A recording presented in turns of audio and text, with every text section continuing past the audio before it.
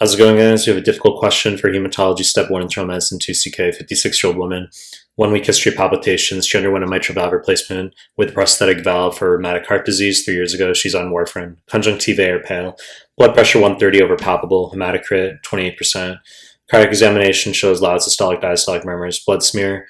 The question's a bit nebulous but strange. Okay, so the findings on blood smear in this patient are most likely to be seen which of the following unrelated conditions.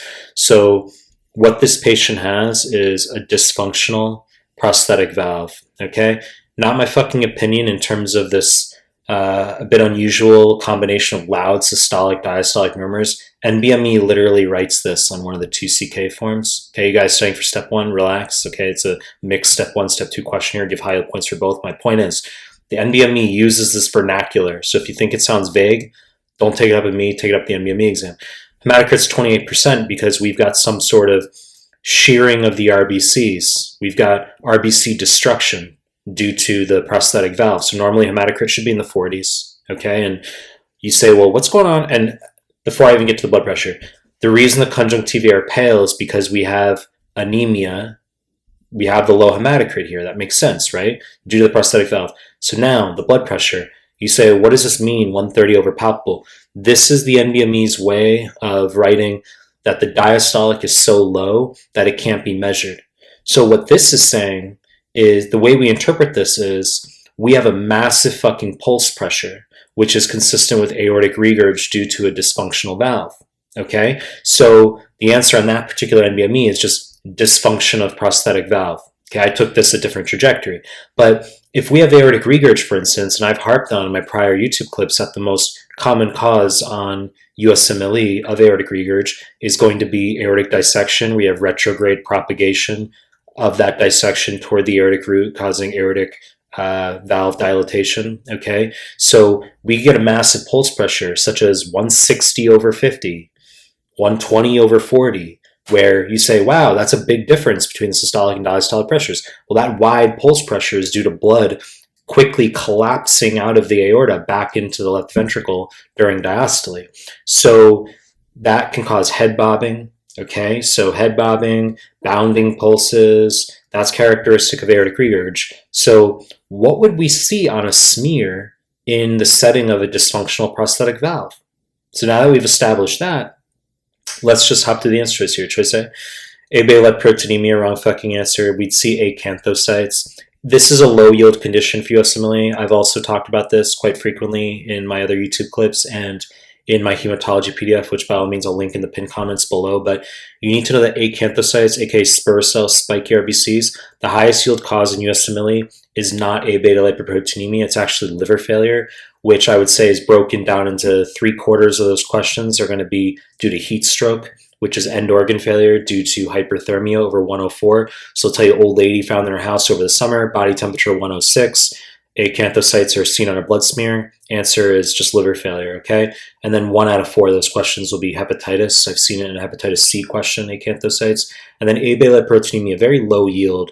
Resources tend to get it inverted, where if you look up acanthocytes, they're like, OMG, A-beta-lipoproteinemia. It's fucking low yield. In this case, wrong fucking answer. Choice B, G6P deficiency, wrong fucking answer. We'd see degmocytes, which are bite cells, partially phagocytosed RBCs. So we have Heinz bodies as well, denatured hemoglobin within those RBCs. That's what we'd see on a blood smear. You need to know, this is probably the highest yield X-linked recessive condition on USMLE. You need to know the inheritance pattern straight up. So G6P deficiency as well as hemophilias A and B, those are the highest yield X-linked recessive conditions. You got to know that. The reason we have oxidative damage and G6P deficiency is because this enzyme is ultimately necessary for the production of NADPH, which is a reducing agent, which protects RBCs from oxidative damage. So the vignette will be, let's say, a 12-year-old boy who received the drugs such as dapsone, primaquine, sulfa drugs, and now has scleral icterus, yellow eyes.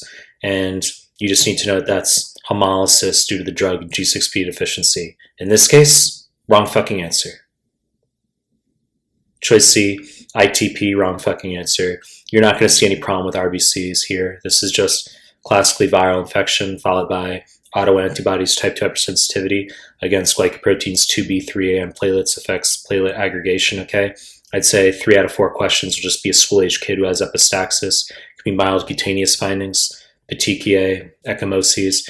1 out of 4 questions will be a random woman, 30s to 40s, with bruising, just out of nowhere, no viral infection, and they'll tell you the bleeding time is elevated.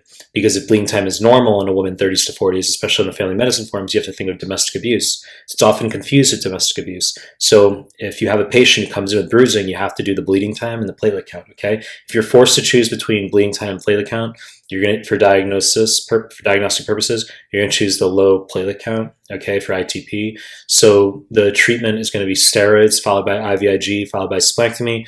Strange fucking question on one of the step 1 NBMEs. You need to know that if you do a splenectomy, the platelet count rises again, and then 6 months later falls back down. The answer is accessory spleen. Small percentage of people have a second spleen the size of a pea that can grow if the main spleen is removed. Point is, wrong fucking answer.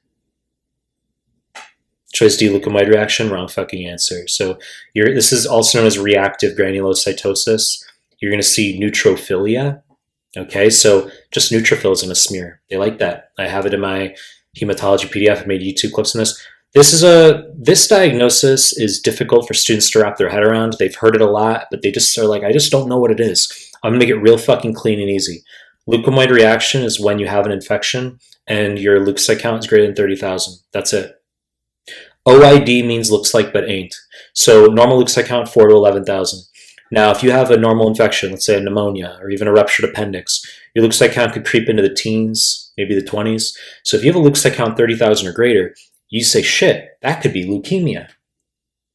But when you do the workup for the leukemia, rather than seeing leukemic cells, it's a long discussion as far as what we're going to see on all those smears, etc., and I've made lots of clips on that. But rather than seeing leukemic cells, you're just going to see granulocytes, which is neutrophils. Okay, granulocytes is neutrophils, eosinophils, basophils, but it's basically just synonymous with neutrophils and USMLE. You're just going to see reactive granulocytosis rather than leukemic cells. So it looked like leukemia. You thought it was leukemia because leukocyte count was so high, but it's not. That's leukemia reaction. High leukocyte ALP as well, CML, low leukocyte ALP. And they want you to know the mechanism for leukocyte reaction is, quote, increased leukocyte release from the bone marrow post-mitotic reserve pool. Wrong fucking answer. Choice Z, TTP, correct answer. So you need to know schistocytes are what you're going to see in failure of prosthetic valves, mechanical hemolysis, TTP, HUS, DIC, HELP syndrome. We're going to do a 40-minute discussion on all these diagnoses, but those are the high-yield conditions that cause schistocytes in USMLE, and they fucking like it, all right? They harp on those questions. You'll get a lot of schistocyte questions on USMLE. So HUS, obviously you're going to have EHEC, O157H7 or Shigella, and you're going to have toxin produced. That's going to lead to a triad of renal insufficiency, thrombocytopenia, and schistocytosis. The combination of thrombocytopenia and schistocytosis is called microangiopathic hemolytic anemia, MAHA. Very fucking confusing, I understand. That triad, if you just add fever and neurologic signs on top of it, make it a pentad, we now call that TTP. Rather than being caused by EHEC or Shigella, it's going to be idiopathic. It's going to be patients who have antibodies against ADAM-TS13 or deficiency of it, which is going to be matrix metallopronase. So we get buildup of von Willebrand factor multimers. As I said, DIC, HELP syndrome in pregnancy, hemolysis, elevated liver enzymes, low platelet count, and prosthetic valve C schistocytes. You know the deal. I'm just going to make more content. If you like my stuff, subscribe to my channel. I appreciate your time. That's it.